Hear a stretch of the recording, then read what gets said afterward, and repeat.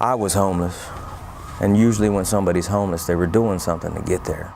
You can either choose to live that way, or you can choose to live God's way.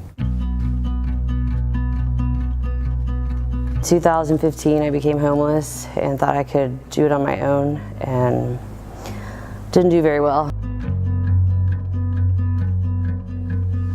Served 4 tours of Afghanistan, 1 Iraq, seen some things that no man wishes to see, and came home and was a lost man. You know, my disability paycheck every month went to feed my habit, and the guy I was with at the time was a drug dealer, and he was very violent, controlling. Succumbed to drug addiction, alcoholism, served a little bit of time in Harris County Jail. I wasn't being the man I was supposed to be, and was walking my wife and 2 children through the mud with me.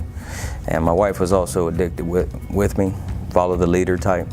When I was sitting in jail, I finally realized that it was I had a main part to play in all that. I was the culprit. I suffered from drugs and domestic violence and lived in a tent at several camps around here.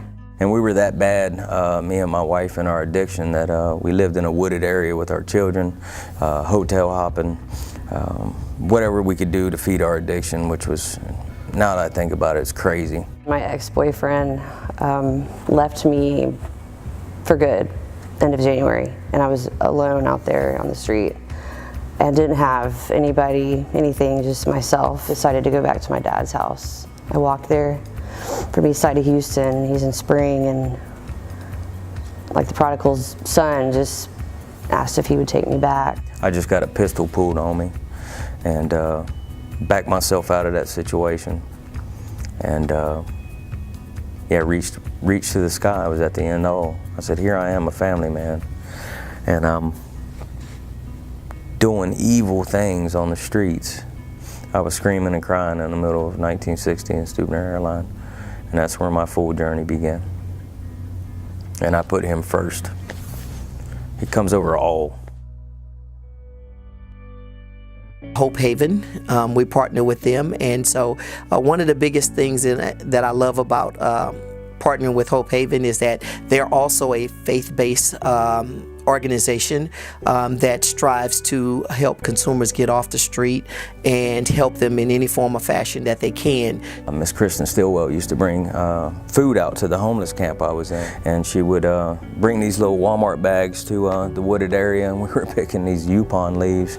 But she gave me a job, she gave me a purpose to help out in those ways, not to give us money for the drugs like we were using it for, and it was a blessing. She was a total blessing, total piece of my heaven in a dark time, and you know, that's what basically started my journey. She would always tell me about Camp Hope. You know, combat veterans, we're all the same.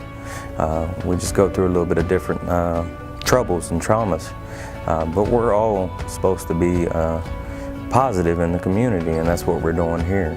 I ran into Kristen Stillwell and the homeless outreach team in several churches in the area back in 2015. They provided clothing, they provided a homeless outreach team ID, because when you're homeless you lose identification and paperwork all the time. Your things get stolen. One of the things we do here is we create homeless outreach IDs that you can use as a supporting document in trying to get other important documents, such as your birth certificate or your Social Security card.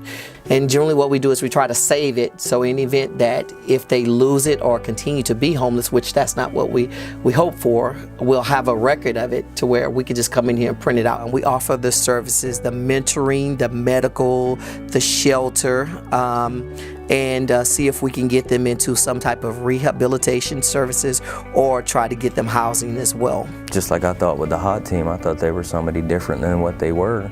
And now on the other end, I can explain to the guys, as well as build a relationship with them to get guys off the streets, because that's not how you want to live.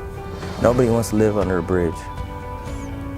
Nobody wants to hold a sign up. It's, you know, I was embarrassed, and it's actually a blessing now, because our transition team was kind of hitting the wall, so I reached out to y'all, and it's going forward with that. Resources and things of that nature, IDs and all that, you know, housing, you're an asset to our team.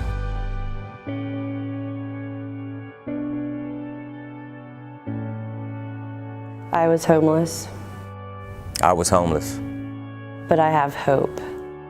I have hope.